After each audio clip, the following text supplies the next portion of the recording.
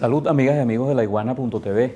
En la continuación de nuestros diálogos con el poder originario, hoy tenemos con nosotros a Néstor Francia, quien es un intelectual, un hombre de los medios, un humorista venezolano, que forma parte de la Asamblea Nacional Constituyente como vocero del sector de los jubilados y pensionados. Y además Néstor es una persona que ha desarrollado durante más de 10 años un análisis situacional diario. Y bueno, aprovechando un poco esa condición de analista, queríamos preguntarle primero que nada, ¿cómo fue que se produjo este milagro de la Asamblea Nacional Constituyente que de estar al borde de una guerra civil pasamos a una paz casi absoluta durante más de un mes ya, afortunadamente? Ciertamente, gracias, Clodovaldo. Este es mi debut en La Iguana. Mira, sabes que yo dentro de esos análisis que tú señalas, yo en julio de 2016 escribí que yo tenía la idea, el barrunto de que en Venezuela iba a hacer falta pronto una Asamblea Nacional Constituyente. Eso fue en julio de 2016. ¿Por qué? Porque se estaba dando un agotamiento de las ofertas políticas. La derecha nunca ha tenido una oferta política. Ellos sí tienen un proyecto, pero es impresentable. Pero entonces nunca han tenido realmente una oferta política. La oferta de ella es derrocar al gobierno, acabar con la revolución bolivariana, esa es su única oferta. Pero nosotros en ese momento también estábamos entrando en una fase como agotamiento de las ofertas políticas. Eso había generado mucho desencanto, mucha desesperanza en el pueblo, desconfianza, y se estaba generando, fíjate, una situación que de alguna manera justificó la violencia terrorista que un año después, menos de un año después, se desató en Venezuela.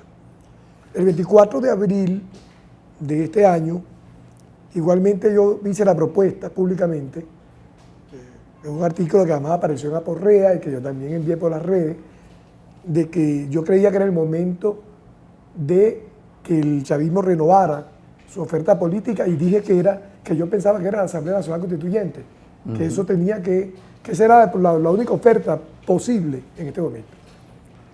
No creo que el presidente Maduro haya convocado una semana después la constituyente porque yo escribí eso, pero evidentemente me contenté mucho que lo hiciera porque de alguna manera se cumplía con una expectativa que yo tenía. Y era que el presidente, cuando el presidente lanzó la convocatoria a constituyente, estaba precisamente respondiendo a la necesidad que tenía el pueblo de una nueva oferta política. Que se le hiciera una propuesta que cambiara todo el escenario, que estaba como trancado, en parte, o en buena parte, por supuesto, por la violencia terrorista que se desarrolló dentro del plan del imperialismo de derrocar al gobierno del presidente Maduro y dar al traste con la revolución bolivariana, pero también porque había una situación de dificultades económicas y de diverso tipo, lo económico, por supuesto, en primera línea de las preocupaciones del pueblo. Y bueno, esa oferta apuntaba, por una parte, al logro de la paz en Venezuela, y por otra parte, a afrontar constitucionalmente la situación que estábamos viviendo, que evidentemente necesitaba una reflexión colectiva y necesitaba que se tomaran las medidas y se tomaran las decisiones que nos permitieran ver la luz al final del túnel donde estábamos metidos. Yo creo que la paz comienza a fortalecerse, la idea de la paz, y a fortalecerse el hecho de la paz con la elección del 30 de julio, que fue muy exitosa. Es decir, con esa gran demostración popular, que fue la elección de los constituyentes el 30 de julio, prácticamente al día siguiente cambió completamente el escenario. O sea, una de las grandes virtudes de la constituyente es que transformó el escenario político, le devolvió la iniciativa política completamente a la revolución y, por supuesto, como todos sabemos, de alguna manera coronó la gran victoria popular que fue la derrota de la violencia y la recuperación de la paz. Cosa que todos esperamos que sea duradero, no sabemos. O sea, los planes violentos siguen existiendo. Claro. Eso todos lo sabemos, los planes del imperialismo también, pero creo que la constituyente ha tenido esas virtudes. Ahora, una vez que se elige la Asamblea y entra en funciones, ha habido críticas incluso de sectores vinculados a la revolución, como el periodista Eleazar Díaz Rangel, de que se han, digamos, estructurado internamente la Asamblea Nacional Constituyente de un modo un poco sectario. Incluso esto llevó a que el también periodista Yarle Herrera pusiera su cargo a la orden como presidente de una de las comisiones. Usted que está adentro, ¿cuál es la realidad del sectarismo? ¿Hay sectarismo dentro de la Asamblea Nacional Constituyente? Yo creo que en general en la revolución hay sectarismo, no particularmente en la Asamblea Nacional Constituyente. Eso lo vengo yo denunciando hace mucho tiempo. También a través de mis análisis que tú lees, muchas veces me he referido, no de ahora, desde el año 2006, yo hice una recopilación de artículos míos y desde el año 2006 yo vengo planteando que uno de los problemas principales del chavismo es el sectarismo. Sectarismo inclusive hacia el pueblo. Es decir, yo un poco en son de medio en serio, medio en broma, una reunión política de chavistas, planteé que lo que el PSUV se estaba pareciendo un poco a los Hare Krishna. O sea, que son unos señores que se reúnen en un lugar, en el caso de Hare Krishna, hacen su canto, no necesariamente a la gente le caen mal, puede haber gente que hasta simpatice con ellos, pero todo el mundo sabe que si tú no eres Hare Krishna no perteneces a eso. Eso es un poco al PSUV le pasa eso. El PSUV está un poco como separado del pueblo por el sectarismo. Entonces, mucha gente cuando pasa por un punto rojo, puede que hasta le caiga bien el punto rojo, no necesariamente, también puede caerle mal, pero lo que sí es que la mayoría no se siente parte de eso y eso es un problema. Es decir, el PSUV debería ser una cosa que el pueblo sintiera como algo más suyo de lo que es, y es uno de los problemas del sectarismo, del espíritu de secta, que se manifiesta de muchas maneras. Creo que en la constituyente no está pasando exactamente eso. ¿Qué es lo que ocurre? Y vamos a estar claros, la constituyente es un evento chavista, no porque el chavismo lo quisiera así, sino porque la derecha no participó. Exacto. Entonces, todos los que están allí, o todos los que estamos allí, somos chavistas, somos revolucionarios, todos. No hay uno que no lo sea, porque nosotros participamos como chavistas, representando generaciones populares que son chavistas, básicamente, representando el pensamiento del chavismo y de la revolución. Entonces, los 544, lamentablemente hay uno menos ahora, porque lamentablemente falleció una constituyente, Marisa, Dionisia Mijova, de Trujillo. Pero, entonces, ¿qué ocurre? Que en los grandes temas políticos estamos todos de acuerdo y en lo que respecta al respeto por la dirección revolucionaria estamos todos de acuerdo, así le tengamos crítica. Pero nadie duda de los que estamos allí, de cuál es la dirección revolucionaria para nosotros, pues, para nuestro movimiento revolucionario chavista. Entonces, es normal que haya unanimidad, es normal que aceptemos directrices, porque todos somos parte del mismo pensamiento y la misma perspectiva política. ¿Va a haber debate? Sí, sobre todo en las comisiones, que es otro cuento.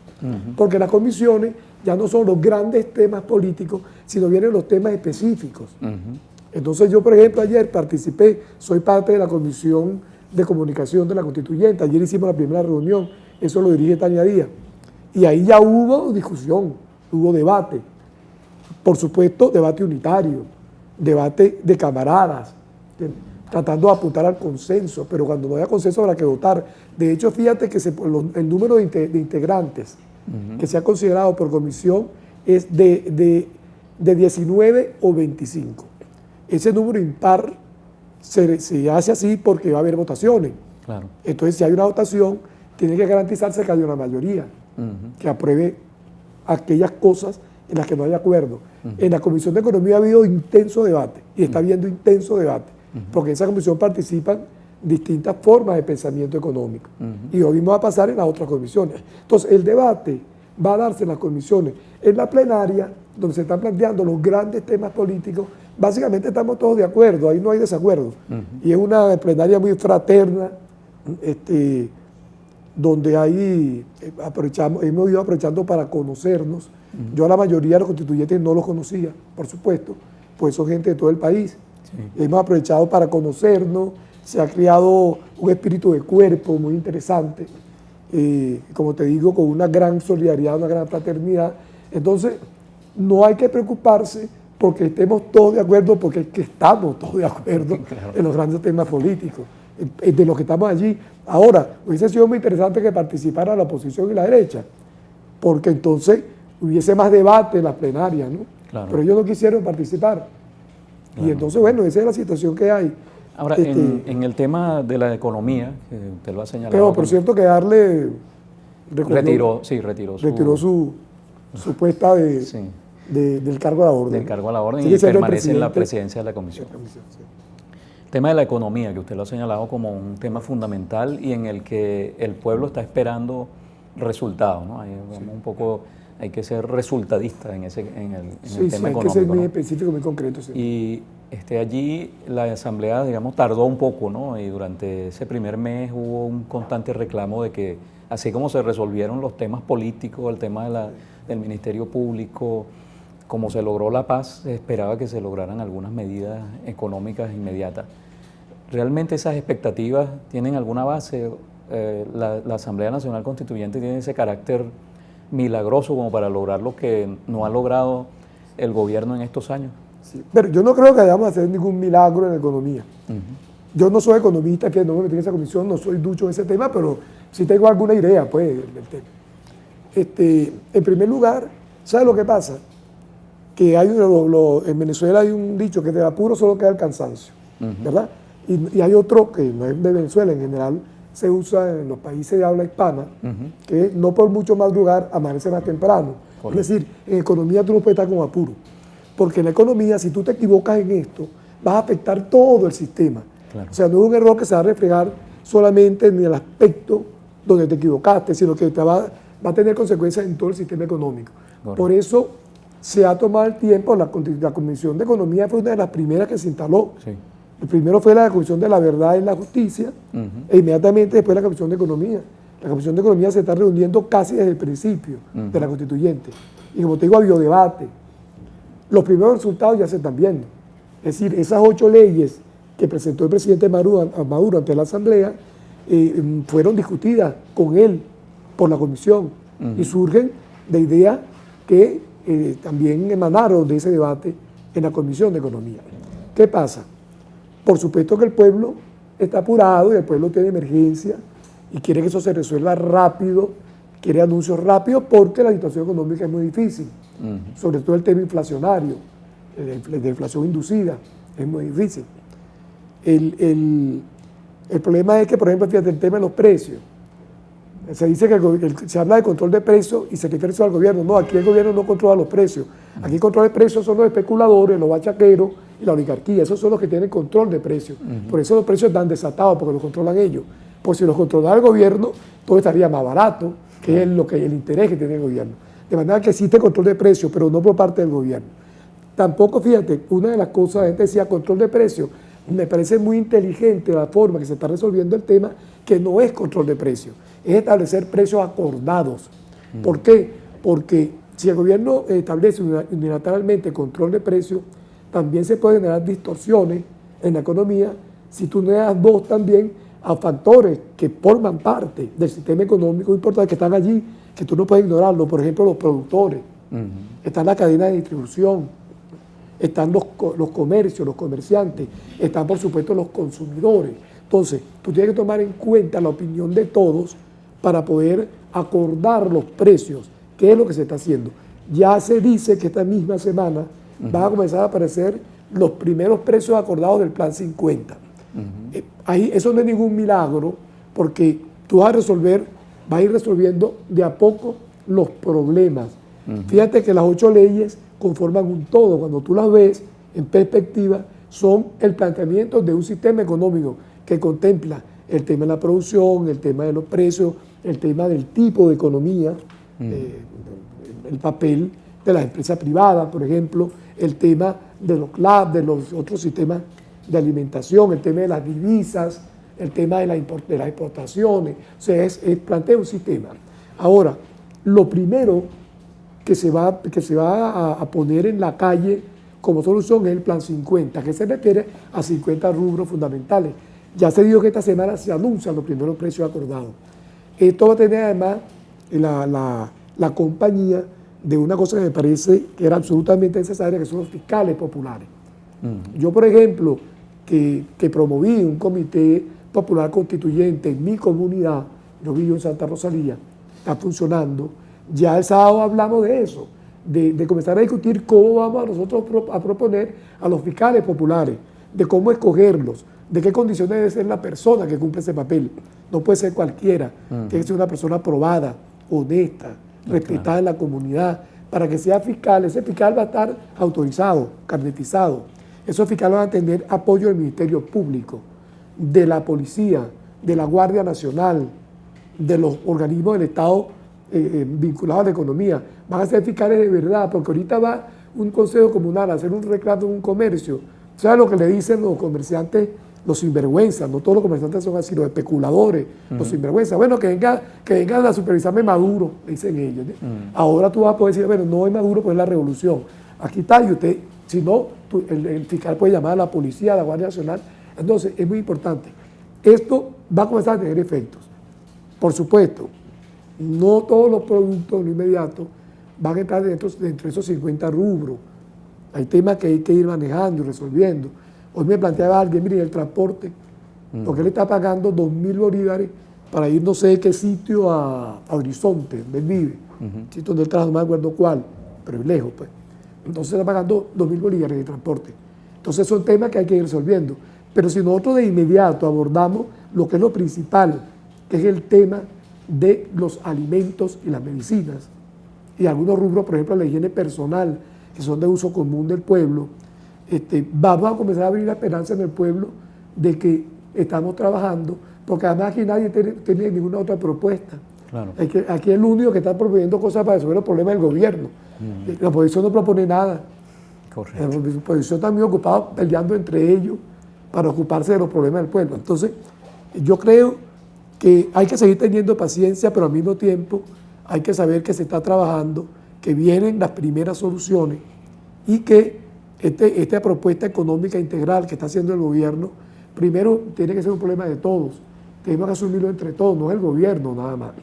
Yo hablo mucho de eso en ese Comité Popular Constituyente, he hablado de eso.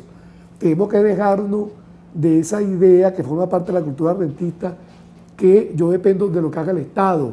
No, los ciudadanos tenemos un papel que jugar, tiene un papel que jugar los empresarios privados nacionalistas, tiene un papel que jugar la Fuerza Armada, tiene un papel que jugar las organizaciones populares, y el pueblo en general tiene que incorporarse a esta lucha por recuperar nuestra economía y por la construcción de un sistema económico más justo y más equilibrado. Entonces, digamos, una lucha de todos los venezolanos.